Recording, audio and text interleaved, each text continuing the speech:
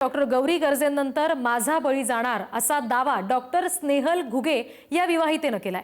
3 वर्षांपासून छळ सुरू असल्याचा आरोप या डॉक्टर महिलेनं केलेला आहे। नवऱ्याचे विवाहबाह्य संबंध आहेत। मारहाण करून 11 महिन्यांपासून नवरा बेपत्ता आहे असंही स्नेहल घुगे म्हणाल्या। नणंद योगिता सानप यांच्याकडून सुद्धा छळ होतो, मारहाण होते असा दावा डॉक्टर महिलेनं केला। सानप भाजप कार्यकर्त्या आहेत आणि त्यामुळे आमदार नारायण कुचे कुटुंबाला पाठीशी घालतायत असं सुद्धा घुगे यांनी म्हटलं। राजकीय कनेक्शन असल्यानं पोलीस गुन्हा दाखल करत नाहीत असाही दावा घुगे यांनी केलाय। भाजप नेत्या चित्रा वाघ यांच्याशी संपर्क केला, मात्र त्यांनीही मदत केली नाही असं स्नेहल घुगे म्हणाल्या। आमदार नारायण कुचे, चित्रा वाघ यांनी या महिलेचे आरोप मात्र फेटाळले।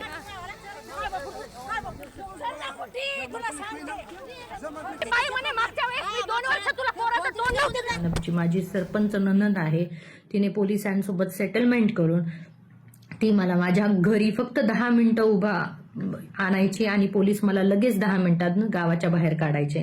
त्यांना असं सांगितले गेले होते की 10 मिनिटापेक्षा जास्त तिला गावामध्ये ठेवू नका। जेव्हा पोलीस प्रोटेक्शन घेऊन मी गावाकडे जाण्याचा, माझ्या सासरी जाण्याचा प्रयत्न करायचे, तर माझी ननंद योगिता संजय सानप यांच्या ओळखीचे पोलीस त्यांना कॉल करून माहिती द्यायचे की ती येत आहे। त्यानंतर पोलीस पाटील हे माझ्या सासरकडच्या लोकांना सांगायचे की ती येणार आहे आणि मग माझा नवरा त्यांच्या नातेवाईकाकडे जाऊन लपून बसायचा तेवढा कालावधीसाठी।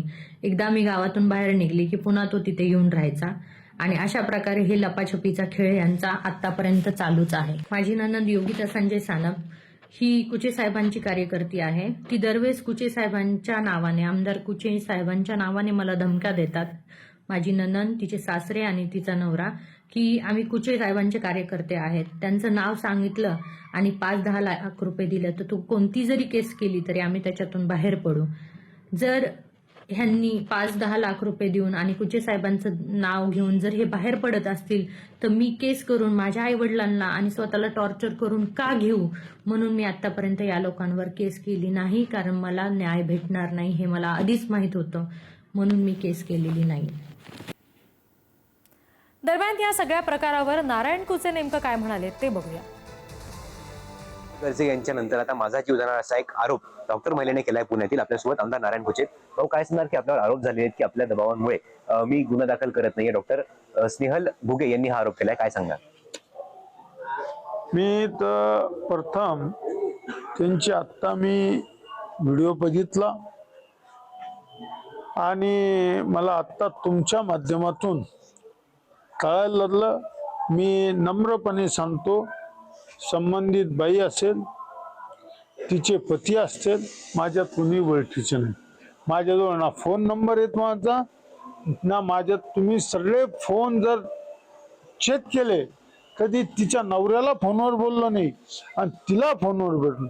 त्यांचा वैयक्तिक काय घरगुती कारण आहे, एखादा माणूस कार्यकर्ता त्यांच्या समाजातला असेल, माझ्या तालुक्यातला आहे, तो अंबड तालुक्यामधले पाणीगाव मधली काहीतरी त्याची साला मेवना बहीण दिलेली जणू तिला, त्याच्यामुळं माझ्यावर तिने आरोप घेतले। मला तर ती ओळखीची नव्हती, पण मला चित्राताई वाघ आमच्या महिला अध्यक्ष, त्यांनी मला निरोप दिला होता की हे फोन आला। मग मी त्याच्यानंतर PI साहेबाला सांगितलं की संबंधित महिलाला मदत करा, मी सांगितलंय।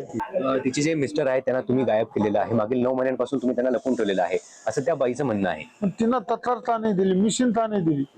एखाद्या बाईचा नवरा जर हरून जातो, त्या बाईची जबाबदारी होती मिशन द्यायची की माझा नवरा, तिनं पुण्याला राहती, तो पुण्याला तिनं मिशन द्यायला पाहिजे। ती हरवली म्हटली ना, मग तिला मिशन का नाही दिली?